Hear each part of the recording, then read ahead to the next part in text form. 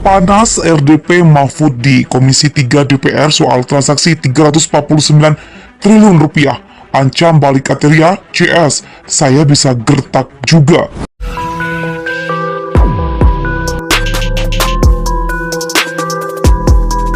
Minggu depan saya rencana akan mendatangi Barreskrim Polri melaporkan perkara ini. Nah, terlapornya bisa PPATK, bisa Pak Mahfud nanti terlapor dengan sangkaan membuka rahasia gitu. Nah, nanti apakah polisi akan nangani atau tidak kita lihat, dan nanti polisi saya minta untuk mengundang DPR yang mengatakan itu ada pidananya gitu. Dan inilah cara saya, dengan istilah saya logika terbalik, membela PPATK, karena saya yakin itu tidak ada membuka rahasianya gitu loh. Jadi nanti kalau polisi ternyata mengatakan wah ini tidak ada pidananya karena tidak membuka rahasia, biar ketahuan. Karena apa? Kalau ini dianggap membuka rahasia, itu ada yang dirugikan, ada pelapornya. Kalau begitu berarti kan PPATK nyebut nama orang, nama perusahaan, jumlah yang diduga ditransaksikan mencurigakan, itu baru sebenarnya timbul yang namanya kualifikasi pasal membuka rahasia. Kalau enggak begini kan sesuatu yang sangat, terus terang aja saya menyayangkan sikap DPR, mestinya menyambut gembira PPATK, memberikan apresiasi kepada PPATK yang begitu bisa getolnya mengungkap dan teliti begitu sampai angkanya tahu. Dan saya yakin ini transaksi-transaksi keuangan yang dari jasa keuangan baik bank, mungkin asuransi, mungkin saham, yang bisa dikumpulkan oleh Pak Yunus Husain juga kepala PPATK gitu. Saya justru lebih fokus kepada apa goals-nya ini gitu. Apa dampak dari kegaduhan ini bagi negara, bagi pemerintah ini, ada uang masuk nggak gitu. 349 yang awalnya 300T menjadi 349T yang kemudian ramai di publik, yang saya yakin persepsi publik pasti awal-awal itu akan mengarah pada ada moral hazard yang terjadi di ada pegawai Kemenkyu yang melakukan itu, seolah-olah itu yang muncul di persepsi publik.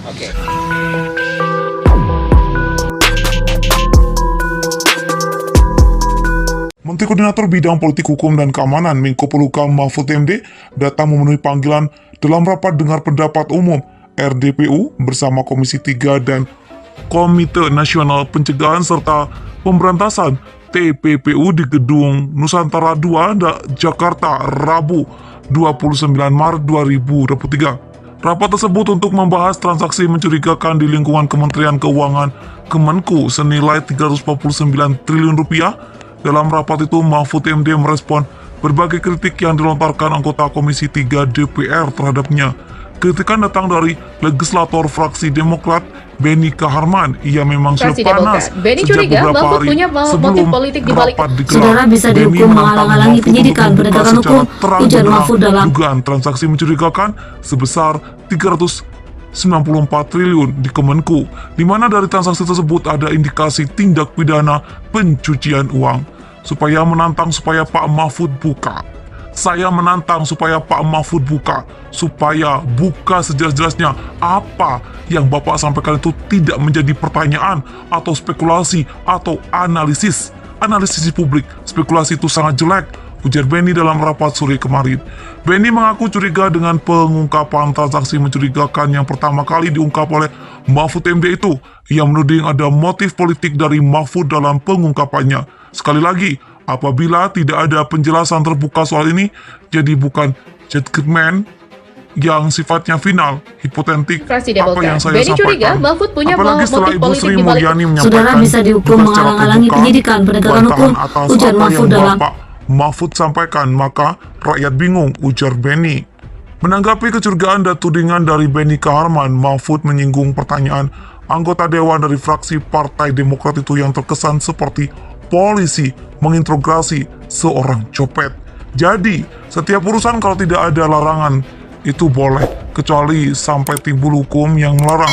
Nanti kalau di dalam hukum umum, saya katakan juga sekarang kepada Pak Benny kok, pertanyaannya seperti polisi, kata Mahfud. Tidak ada satu kesalahan, tidak ada sesuatu yang dihalangi, sampai ada undang-undang yang melarang lebih dahulu. Ini kan tidak dilarang, lalu ditanya kayak copet saja, memang siapa? Sambung Mahfud.